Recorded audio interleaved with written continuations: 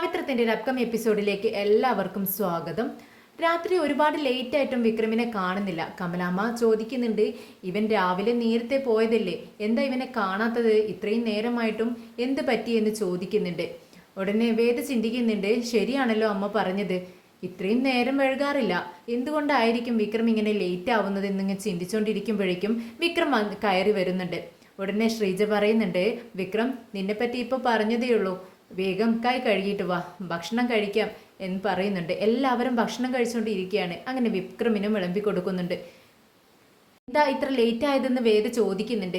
വിക്രം പറയുന്നുണ്ട്, അത് വേദ 1-2 ട്രിപ്പ് അധികം ഉണ്ടായിരുന്നു, അതുകൊണ്ടാണെന്ന് പറയുന്നു. പെട്ടെന്ന് വേദ അങ്ങ് ഒമിറ്റ് ചെയ്യുകയാണ്. എഴുന്നേറ്റ് പുറത്തേക്ക് ഓടാൻ പറ്റിയില്ല. അതുകൊണ്ട് വേദ ഒമിറ്റ് ചെയ്യുമ്പോഴേക്കും വിക്രം പെട്ടെന്ന് തൻ്റെ കൈകൾ ഇങ്ങനെ കുമ്പിളാക്കി പിടിച്ചു കൊടുക്കുവാണ്. വേദ അതിലേക്ക് ഛർദ്ദിക്കുന്നുണ്ട്. എല്ലാവരും അത്ഭുതത്തോടെ നോക്കിയിരിക്കുകയാണ്. 2-3 വട്ടം വേദ ഛർദ്ദിക്കുന്നുണ്ട്. വേദ വിക്രമിൻ്റെ മുഖത്തേക്ക് ഇങ്ങനെ നോക്കുകയാണ്. അത്ഭുതത്തോടെയും അതിശയത്തോടും കൂടിയാണ് വേദ നോക്കുന്നത്. വിക്രമാണെങ്കിൽ അതൊന്നും ശ്രദ്ധിക്കുന്നില്ല. വേദ ഇങ്ങനെ ഛർദ്ദിക്കുന്നത് കൊണ്ട് ആകെ പേടിച്ചിരിക്കുകയാണ് വിക്രം. എന്ത് പറ്റി വേദേ, കുഴപ്പമില്ലല്ലോ, കഴിഞ്ഞോ? എന്നാൽ എഴുന്നേൽക്ക്, പോയി വായ കഴുകിയിട്ട് വാ, എന്നിട്ട് വീണ്ടും ഭക്ഷണം കഴിക്കുക എന്ന് പറയാണ്. എന്നിട്ടും വിക്രം ഇതിങ്ങനെ കൈ കുമ്പിളാക്കി പിടിച്ചുകൊണ്ടിരിക്കുക തന്നെയാണ്. അപ്പോൾ വിശ്വം പറയുന്നുണ്ട്, വിക്രം നീ എന്തായി കാണിക്കുന്നത്, പെട്ടെന്ന് പോയി അത് കൊണ്ടുപോയി കളഞ്ഞ് നിന്റെ കൈയൊക്കെ വൃത്തിയാക്കിയിട്ട് വാ, എന്നിട്ട് ഭക്ഷണം കഴിക്കുക എന്ന് പറയാണ്. വിക്രമിന് വേദിയിലുള്ള ഈ ഇഷ്ടം കണ്ട് നമ്മുടെ വിശ്വത്തിന് ശ്രീജയ്ക്കൊക്കെ ഒരുപാട് സന്തോഷമാവുന്നുണ്ട്. എന്നാൽ നമ്മുടെ നന്ദിനി ഉണ്ടല്ലോ, നന്ദിനിക്ക് കുറച്ച് കുശുമ്പ് വരുവാണ്. വിനയനോട് ഇങ്ങനെ പറയുന്നുണ്ട്, കണ്ടില്ലേ വിക്രം ചെയ്തത്, ഞാനും ഇതുപോലെ ഗർഭിണിയായിരിക്കുന്ന സമയത്ത് നിങ്ങളും ഇതുപോലെയൊക്കെ ചെയ്യണം. എന്ത് ചെയ്യണമെന്ന് നന്ദിനി നീ പറയുന്നത്? അല്ല ഇപ്പൊ കണ്ടില്ലേ, വേദ ഒമിറ്റ് ചെയ്തപ്പോൾ വിക്രം തൻ്റെ കൈകളാണ് കാണിച്ചു കൊടുത്തത്, അതുപോലെ തന്നെ നിങ്ങളും ചെയ്യണം. ഞാൻ ഇതുപോലെ ഒമിറ്റ് ചെയ്യും, അപ്പോൾ നിങ്ങളും നിങ്ങളുടെ കൈ കാണണം, കയ്യിലേക്ക് ഞാൻ ഒമിറ്റ് ചെയ്യുക കേട്ടോ എന്ന് ചോദിക്കുക കേട്ടോ. ഇത് കേട്ട് വിനയൻ തലയെ കൈവയ്ക്കുന്നുണ്ട്. എൻ്റെ പൊന്നു നന്ദിനി, അത് അപ്പോഴത്തെ കാര്യമല്ലേ, ഇപ്പോഴത്തെ കാര്യം ഇപ്പോൾ പറ, നീ ഇപ്പോൾ ഭക്ഷണം കഴിക്കുകയല്ലേ, കഴിച്ച് ചെന്ന് കിടന്ന് ഉറങ്ങാൻ നോക്ക് എന്ന് പറയുന്നുണ്ട്. പിറ്റേന്ന് രാവിലെ കുറച്ച് കഴിഞ്ഞതും ശ്രീനിവാസൻ സാറ് എഴുന്നേൽക്കുന്നുണ്ട്. തലേ ദിവസം നന്നായി കുടിച്ചത് കൊണ്ട് തന്നെ, നന്നായി മദ്യപിച്ചിട്ടുണ്ടായിരുന്നു, അതുകൊണ്ട് തന്നെ അതിൻ്റെ കെട്ടങ്ങ് ഇറങ്ങുന്നില്ല. ഓവറായതുകൊണ്ട് തന്നെ തല ഇങ്ങനെ ആകെ കണ്ണും ഒക്കെ മപ്പായി വരുന്നുണ്ട്. കൂടെയുള്ളവർ ചോദിക്കുന്നുണ്ട്, സാർ എന്ത് പറ്റി സാർ, എഴുന്നേൽക്കാൻ പറ്റുന്നില്ലേ, പിടിക്കണോ എന്ന് ചോദിക്കുകയാണ്. ഏയ് വേണ്ടടാ വേണ്ട, എന്ത് പറ്റി എനിക്കത് ചോദിക്കുകയാണ്. ഇന്നലെ സാറ് കുറച്ച് ഓവറായിരുന്നു എന്ന് പറയുന്നുണ്ട്. ഓ അങ്ങനെയായിരുന്നോ, എനിക്കൊന്നും ഓർമ്മയില്ല എന്ന് പറയുന്നുണ്ട്. പെട്ടെന്ന് ഒപ്പമുള്ളവർ പറയുന്നുണ്ട്, അതെ സാർ, ഇന്നലെ സാർ ഞങ്ങളെ ഒരു കാര്യം ഏൽപ്പിച്ചിട്ടുണ്ടായിരുന്നു, ഞങ്ങളത് വെടിപ്പായി ചെയ്യാൻ ആളെ ഏർപ്പാടാക്കിയിട്ടുണ്ട് എന്ന് പറയുന്നുണ്ട് ഗുണ്ടകൾ. അത് കേട്ടത് ശ്രീനിവാസൻ സാർ ചോദിക്കുന്നുണ്ട്, ഞാൻ ഇന്നലെ എന്താ നിങ്ങളോട് പറഞ്ഞത്?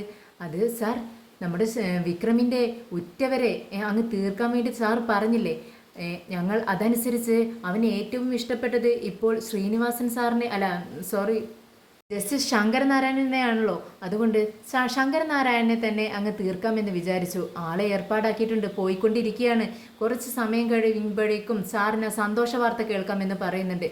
ഇതങ്ങ് കേട്ടതും നമ്മുടെ ശ്രീനിവാസൻ സാറിന് വെളിവ് വരും കേട്ടോ. പെട്ടെന്ന് ബോധം വരുന്നുണ്ട്. എന്താണ് നിങ്ങൾ ഈ പറയുന്നത്, ആരാ നിങ്ങളോട് ഈ പൊട്ടത്തരം പറഞ്ഞതെന്ന് ചോദിക്കുമ്പോൾ, സാറിനല്ലേ ഇന്നലെ പറഞ്ഞത്, എടാ ഞാൻ കുടിച്ച് വെളിവില്ലാതെ എന്തെങ്കിലുമൊക്കെ വിളിച്ച് പറഞ്ഞെന്ന് വെച്ച് നിങ്ങൾ ഇങ്ങനെയാണോ ചെയ്യേണ്ടത്? അദ്ദേഹം എത്ര നല്ല മനുഷ്യനാണെന്ന് അറിയാവോ, ഈ നാട്ടുകാർക്കെല്ലാം നല്ല കാര്യം ചെയ്യുന്ന ഒരു വ്യക്തിയാണ്, അദ്ദേഹത്തെയാണ് നിങ്ങൾ ഉപദ്രവിക്കാൻ വേണ്ടി വിട്ടിരിക്കുന്നത്, പെട്ടെന്ന് അവരെ തിരിച്ചു വിളിക്കടാ എന്ന് പറയുക കേട്ടോ.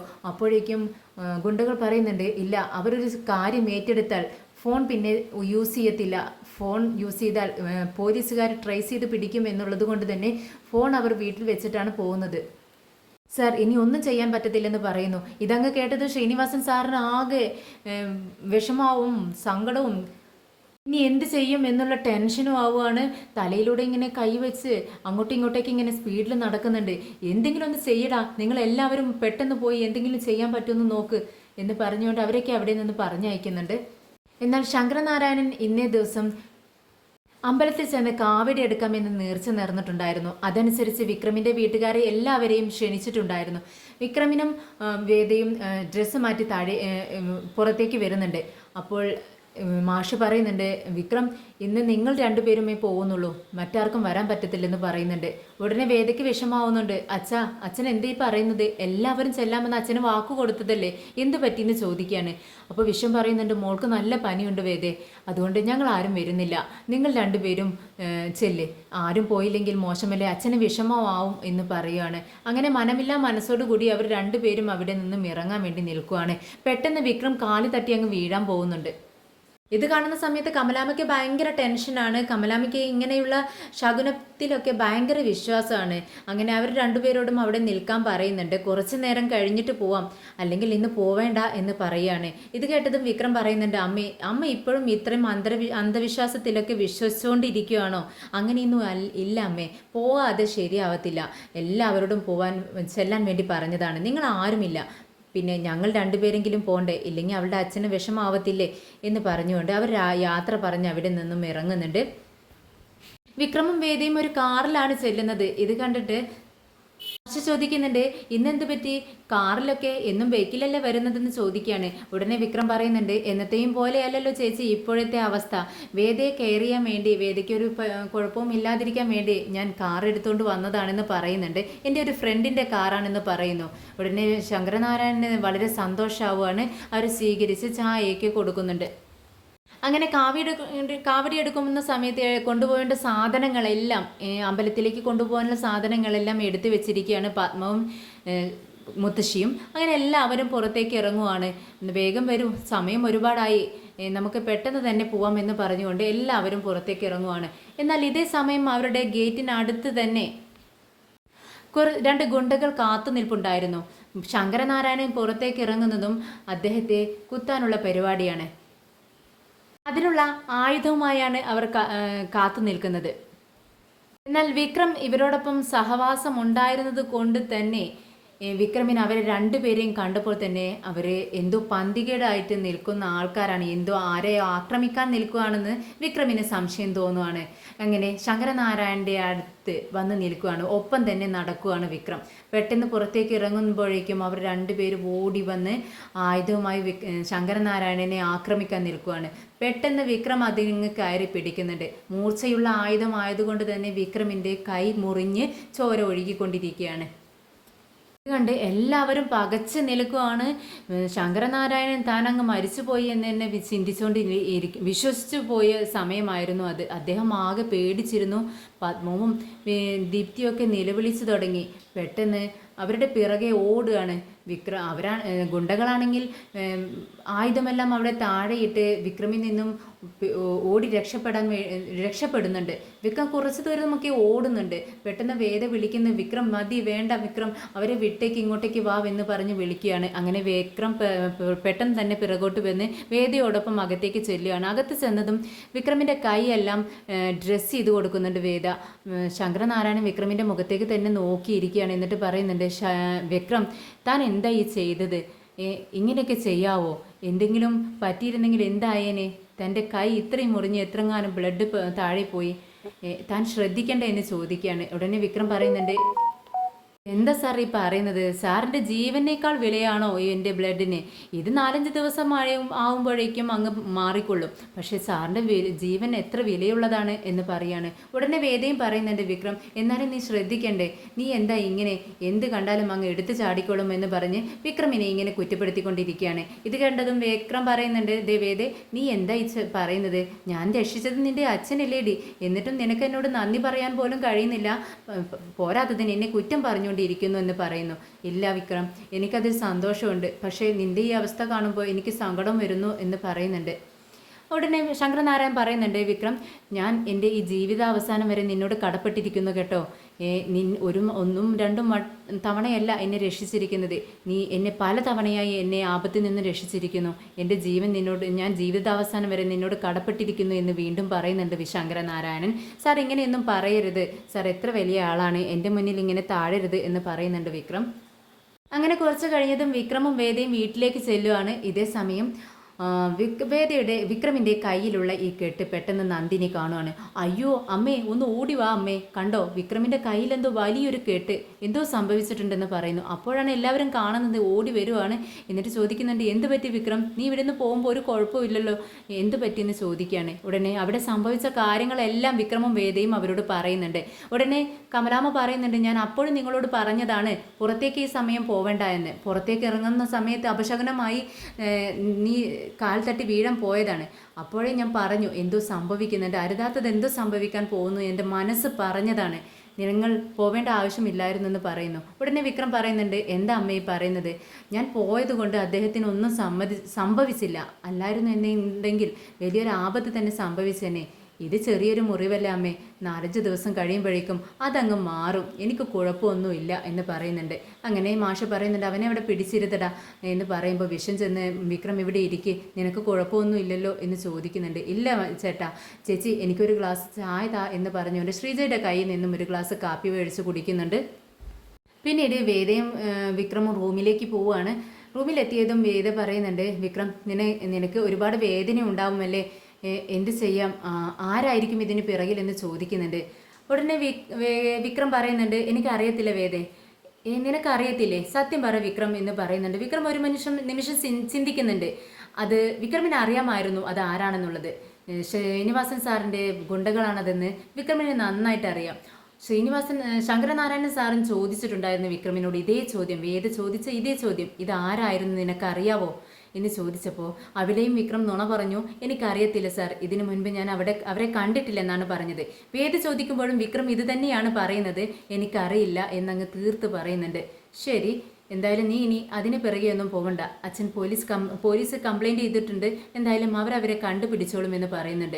ഇത് കേട്ടതും വിക്രമിന് ആകെ ടെൻഷൻ ആവുന്നുണ്ട്. ഇനി അതെങ്ങാനും കണ്ടുപിടിച്ച് ശ്രീനിവാസൻ സാറാണ് ഇതിന് പിറകിലെന്ന് അറിഞ്ഞാൽ ശ്രീനിവാസൻ സാറിനും എന്തെങ്കിലുമൊക്കെ കുഴപ്പം വരുമല്ലോ എന്നുള്ള ചിന്തയും വിക്രമിനുണ്ട്, ആ വിഷമവും ഉണ്ട്.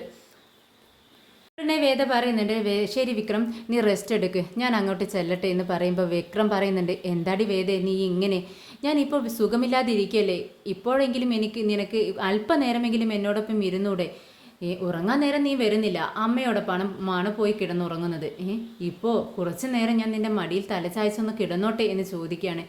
നീ ഇപ്പോൾ ഇതൊക്കെ പറയും, പക്ഷേ കുറച്ച് കഴിഞ്ഞാൽ നിൻ്റെ തനി സ്വഭാവം നീ പുറത്തെടുക്കും, അതുകൊണ്ടാണ് ഞാൻ ഇവിടെ ഇരിക്കാത്തത്, അമ്മ എന്നെ വഴക്ക് പറയും കേട്ടോ എന്ന് പറയുകയാണ്. ഉടനെ വിക്രം പറയുന്നുണ്ട്, ഇല്ല വേദേ, ഞാൻ നിനക്ക് വാക്ക് തരുന്നു, കുറച്ച് നേരം ഞാൻ നിൻ്റെ മടിയിൽ തല ചായച്ച് അങ്ങനെ കിടക്കുമ്പോൾ കുറച്ച് കഴിഞ്ഞ് ഞാൻ ഉറങ്ങിക്കഴിഞ്ഞാൽ നീ അങ്ങ് എഴുന്നേറ്റ് പൊക്കോ എന്നും പറയുന്നുണ്ട്. ശരി എന്ന് പറഞ്ഞുകൊണ്ട് വേദ അവിടെ ഇരിക്കുന്നുണ്ട്.